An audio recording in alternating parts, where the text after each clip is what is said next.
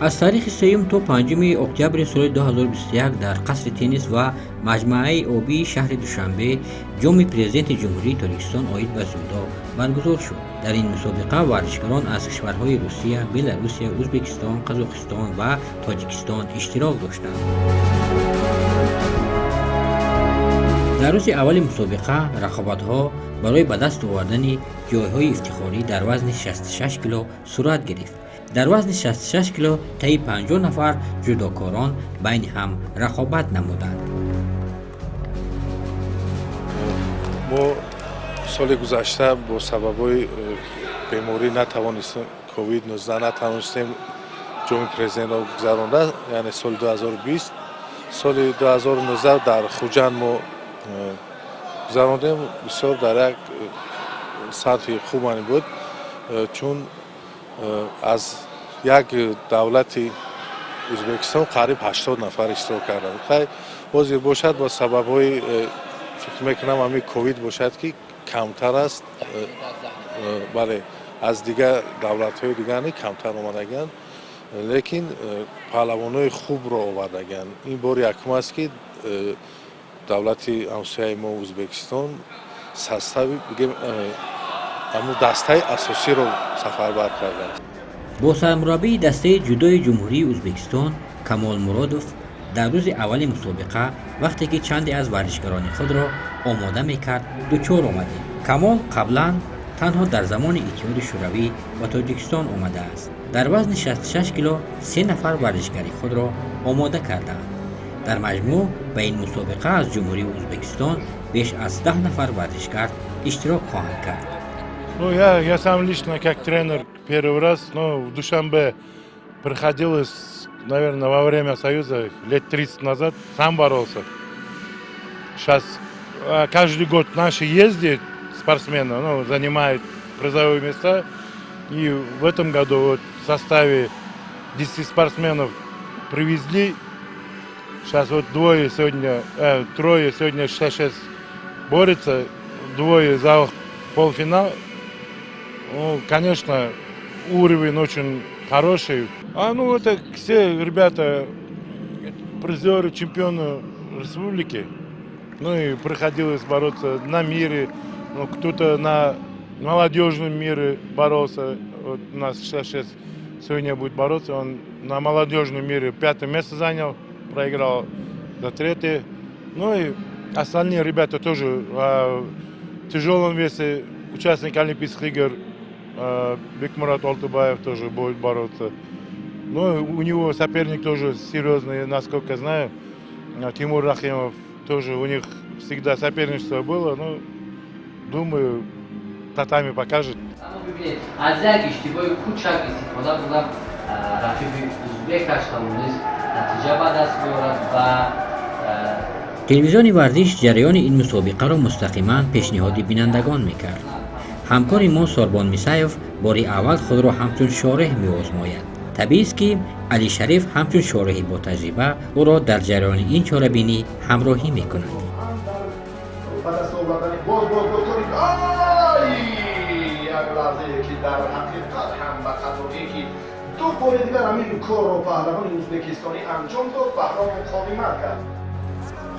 شمار مخلصان هرچند چندان زیاد نبود، اما هر یک ورزشکاری پسندیده خود را مخلصی میکرد. این مرد از وادی رشت به این مسابقه آمده است. او مخلص اشدی گوشتین میباشد.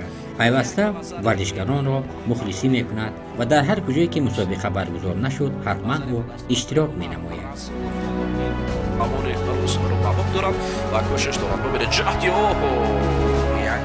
من خودم که گوشتینگیر هستم، یکی برای مخلص کردن همین میدان ورزشی دیگه نبودم، اومدم حقیقتا خرسان شدم. صد افسوس که سن سالم رفت است نباشد منم گوشتینگیر بودم. حرکت دارم که در سال همین 80 سالگیم 240 کیلو را بردارم جوک مگیرم به حد تحصیل کلان رسید. من خرسان هستم، بسیار گوشتینگیری نه در دوره ما تری مشق‌ها نبود، تری گوشتینگیری نبود. حاضر جوانان میتونن که مشق کنن. من نه خرسان هستم که نه bayrak Türkistan'a baktı ki me barduran man buvar kini geriye mekiram. Yine rahmet با همین پرزیدنت که همین شرایط را برای ما مهیا کرده است.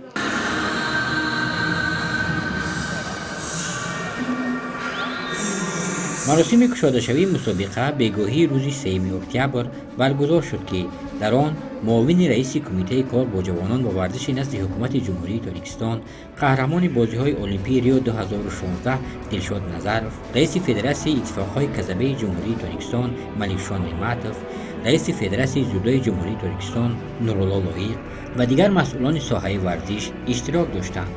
قید گردید که ورزش یک از رکنهای مهم سیاست امروزه کشور را تشکیل می‌دهد. خاصه در زمان صاحب استقلالی کشور هزارها انشاءات و تالارهای ورزشی بنیاد شدند که ورزشکاران امروزها در آن تمرین می‌کنند. بعداً برآمد کنندگان و همه ورزشکاران در این مسابقه برای کار تمنا نمودند. تیاری دست بچه‌های ما دسته منتخب تاجیکستان خیلی خوب است. در هر یک وزن تا 32 کسی ما از جمهوری تاجیکستان اشتراک کرده ایستادند. از مثلا از دوشنبه 25 کس، از ولایت ها 4 کسی و از منطقه ها 2 کسی ما در اینجا مرحله ها گذراندیم اشتراک میکنیم. البته ما در وزن 90 کیلو از اشتراکچی بازی المپی، چمپیون دو کاراته آسیا، کامرانشاه استاد ما باوری داریم که امید داریم که سزاوار جای نمایان گردد و در وزن جمع 90 باشد. یعنی وزن از تیمور رحیموف البته ما باوری داریم که مدال طلا به دست می‌آورد. خیلی هم فیروز ملی بایزاده در اینجا رجوع کرد. البته بسیار برای جودوچیان تاجیکستان یک تکانی خیلی خوب میشه، چون که این مسابقه در سطح بین المللی گذاشته ایستاده است و پهلوان تاجیکستان با دیگر پهلوانان قوازی میکنه. یک تجربه کسبی، یعنی که با تعبیر روسی گیم یک اپتی خیلی خوب برای تجربه خوب برای گوشین خودشان میگیرن که در آینده در مسابقات بین المللی با سطح بلند اشتراک کنند. شامگاهان قسمت فینالی مسابقه در وزن 66 کیلو ادامه یافت. در این وزن در رقابت نهایی ورزشکاری ازبک دلشادبek یولداشف با ورزشکاری تاجیک فیروز ملیک بایزاده بین هم وارد رقابت شدند و در نهایت ورزشکاری ازبکستانی غالب آمد. همین طریق جودوکاری با تجربه ازبکستان دلشادبek یولداشف صاحب 8مین جام پرزیدنت جمهوری تاجیکستان عاید به زودو گردید. این پهلوان بسیار هم جسارت خوب نشان داد. ورزشگری که در یک فرصت مناسب در دقیقه دوم میدان داره یولداشف دلشادبek حریف را هم بسیار با یک پرتافت جالبش شکست داد و برنده مدال طلای این وزن شد. ما بگن کورترگازی چمپیون بولدک بگن. من مینداری ایثار میکنم به پرزیدنت جمهوری تاجیکستان، به پرزیدنت فدراسیون زودو، به مخلصان و مردم تاجیک که ما را به این مسابقه دعوت نمودند. من از این افتخار می نمایم و خیلی خرسند هستم. Shunchalik taklif qilganlaringiz uchun sizga katta rahmat aytaman.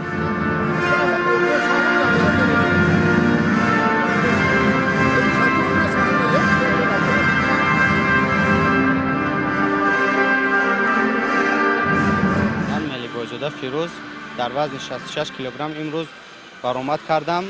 بر 5 حریف خود پیروز شده سزاوار جای دوم گشتم. در باخوری نهایی در حریفم از ازبکستان شکست خوردم.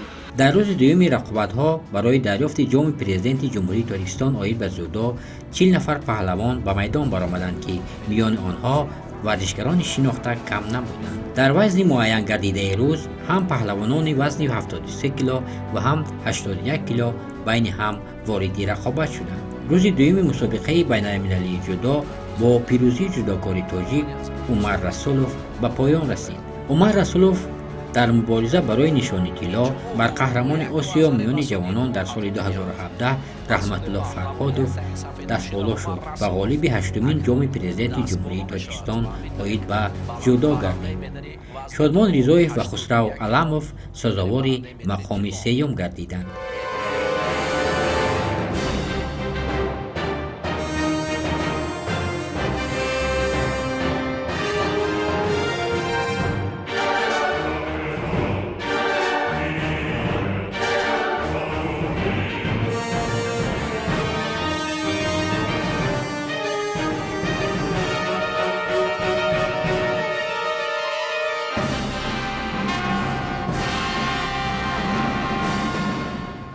در فرجام به غالبان و جایزه‌داران جام مسابقه، مدال و دیپلم و جایزه های پولی سپرده شد. در این وضع برای جای یکم 30,000 سامانی، جای دوم 10,000 سامانی و جای سوم 5,000 سامانی مقرر شده بود. دومین مسابقه من است که با چنین مسابقه باشکوه یعنی جام پیشوی ملت اشتراک کرده و اولین بار می شود که من مقام اول را می گیرم. تشکر با استادانم که رسولов سنت الله و رسولов ازمشو که مرا خیلی تمرین های خوب و سری وقتی دادم. از زاویه دیگر بله. از این زاویه هم چندان معلوم نیست. اگر حتی اورنجی پهلوان هم داخل به حالت تخت‌پوش نبود. یک کامera اگر از اون طرف باشد خوبتر ببینید. در روز آخری مسابقه رقابت‌ها در وزن تا 90 و از 90 بالا صورت گرفت. در این وزن‌ها پهلوانان از کشورهای دیگر روسیه، ازبکستان، قزاقستان، بلاروسیه همچون داوطلب و تاجیکستان آمده بودند. انتون براچوف از شهر سевастополь روسیه برای اشتراک کردن به این مسابقه آمده است. Хочу отметить, что соревнования, уровень организации на высшем уровне. Очень приятно, что меня сюда пригласили. Для меня большая честь выступать у вас дома. Дзюдо один из самых популярных видов спорта по массовости. Он на втором месте после футбола. Он гармонично развивает все и характер, и силу, и боевые навыки дает. По-моему, это замечательный вид спорта. Я, конечно, знаю Тимура Рахимова, один из сильнейших дзюдоистов в мире.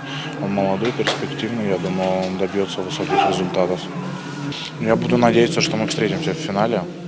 И, как у нас говорят, борьба покажет. богдан войтек аз кишвари беларусия аст. богдан бори аввал ба тоҷикистон омада аст. мегӯяд ки мусобиқа дар сатҳи хеле баланд сурат гирифта истода аст. умед дорад ки бо ғолибият ба кишвараш бармегардад. Меня зовут Войтек Богдан, я из Беларуси, приехал на соревнования, пригласили побороться. Впечатление очень красиво, дружелюбный народ, встретили хорошо. Еда очень вкусная здесь, все тут на высшем уровне. Горы, этот воздух, очень хорошо. С 6 лет, сейчас мне 23 года, много. Да, еще в детстве смотрел видео, там были очень сильные борцы с Таджикистана. В дальнейшем будет еще тяжелее, там уже будет и участник Олимпийских игр будет меня ждать, с ним надо будет побороться, поэтому будем бороться. Вот в нашем весе сейчас борется участник Олимпийских игр, это много стоит, побороться с ним в одном весе. Тимур. варзишгари қазоқ Сергей Пак аллакай бори сеюм аст ки ба Тоҷикистон меояд. қаблан 2 маротиба дар ҷоми президенти ҷумҳурии Тоҷикистон оид ба ҷудо иштирок карда аст. дар ин мусобиқа аллакай ба як рақиби худ ғолиб омада ба даври дуюми рақобат омодагӣ мегирифт. Приехали в Таджикистан, приезжаем в Таджикистан третий раз уже.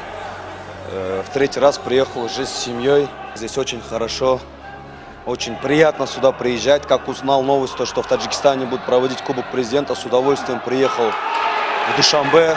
Посмотрите, вон, как радуются люди, какие болельщики. Народ очень гостеприимный, очень радостный, очень приятно сюда приезжать. Из-за этого я с удовольствием сюда приезжаю. сергей ин бор ҳамроҳи ҳамсару фарзандаш ба тоҷикистон омадааст. ҳамсараш خیگای کیرالینا در یک گوشه تالار رقابت سرگی را مخلصی میکرد. Приехали из Казахстана с мужем для поддержки. Он борется сегодня в 90 килограмм. Уверены, что наш папа выиграет. А вообще нам очень нравится и организация турнира, и гостеприимный народ. Мы очень довольны. Он давно не боролся, честно. Года 2 уже не боролся. Это как он узнал, что будет проходить в Таджикистане, в Душанбе. Он буквально за пару дней собрался, купил билеты и вылетел. А так он тренирует сам. У него своя школа. В школе более уже 400 учеников. Так что он занимается в основном уже тренерской деятельностью. در دور دوم سرگی در رقابت با پهلوان شناخته تاجیک کامرانشاه اوستاپریان مغلوب گردید و از ادامه مسابقه محروم شد. 2 встречи провел. Первую встречу выиграл местного дзюдоиста. Вторую встретился с местной звездой Таджикистана, с Комраншах Устаперен. Был свой план, были свои намерения. Всю встречу ждал. И в конце прозевал вот этот момент и очень красиво упал. Наверное, самый красивый бросок будет на этом турнире. Несмотря на результат, я доволен.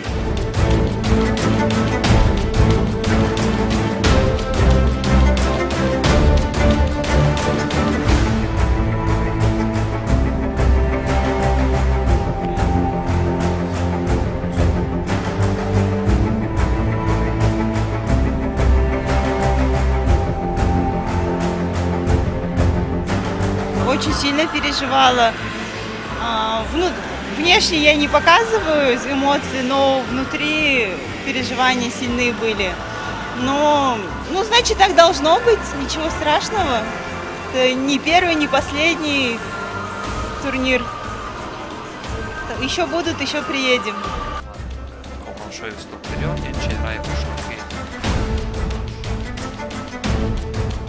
ҷанбаи нерӯбахш бошад барои варзишгароне ки рақобат мекунад. ба ҳамин тартиб комроншоҳ то лаҳзаи поёнӣ бубинед бо ҳамон амалкарде ки дошт пешсаф аст ва билохира ин равиш ин шева ки همین طریق در ادامه رقابت‌ها کامرانشاه با رقیبان خود پیروزی به دست آورده غالب جام پرزیدنت تاجیکستان در وزن تا 90 کیلو گردید. او در رقابت نهایی با ورزشکار ازبکستانی شیرمحمد جندریف پیروزی به دست آورد.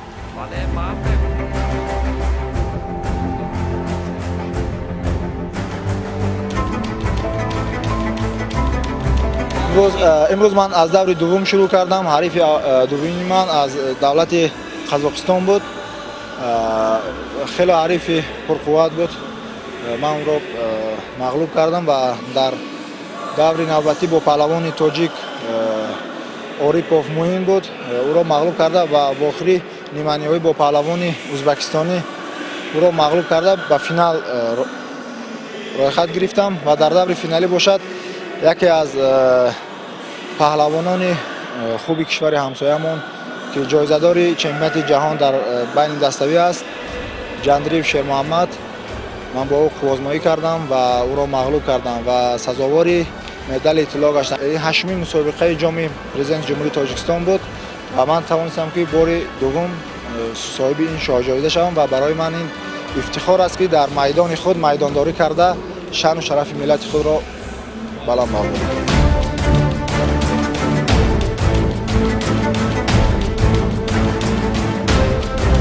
در وزن از 90 کیلو بالا تیمور رحیموف غالب جام پرزیدنت جمهوری تاجیکستان آید به جودو گردید. تیمور رحیموف در دور چهارک نهایی ورزشکار بلاروس باگدان وایتیگ را با اوچیماتا مغلوب کرد و در دور نیمه نهایی جودوکار ازبکستان شاهروخان بختیاروف را با اجرای ضد اصول شکست داد و به فینال مسابقه راه یافت. در فینال تیمور رحیموف با جودوکار روس انتون براچوف وارد رقابت شد.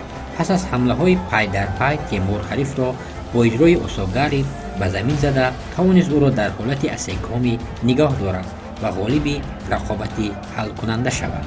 مقام سوم را باشد بیکمراد اولتیبویف و شاهرخ بختیاروف از ازبکستان صاحب شدند.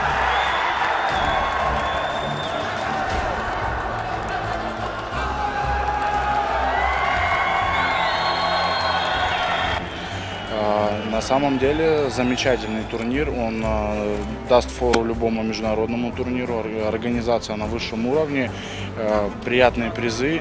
Очень большое спасибо организаторам этих мероприятий. Высокий уровень соревнований, очень опытные спортсмены. То есть вот здесь на пьедестале стояло 2 участника Олимпийских игр. Это говорит о высокой конкуренции, что сюда люди едут и очень интересуются.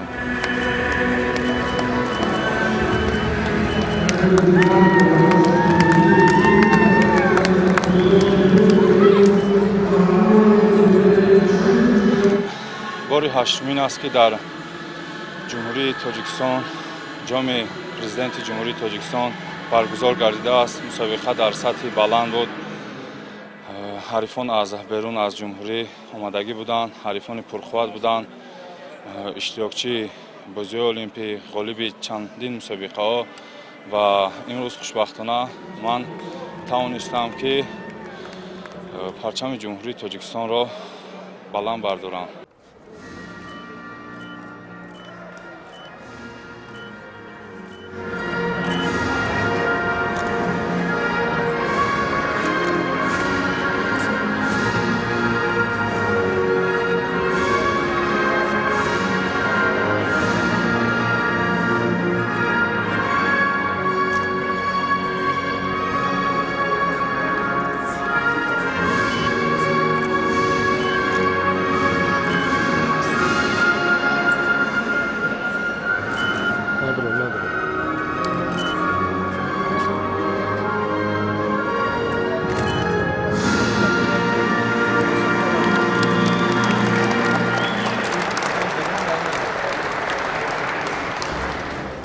این مسابقه باری هشتم است که برگزار شد. هواآزمایی ها از روی 4 وزن 66, 81 تا 90 و از 90 کیلو بالا میان مردها برگزار شد. بجز جودوکاران تاجیک در این مسابقه ورزشکاران از کشورهای دیگر نیز اشتراک داشتند.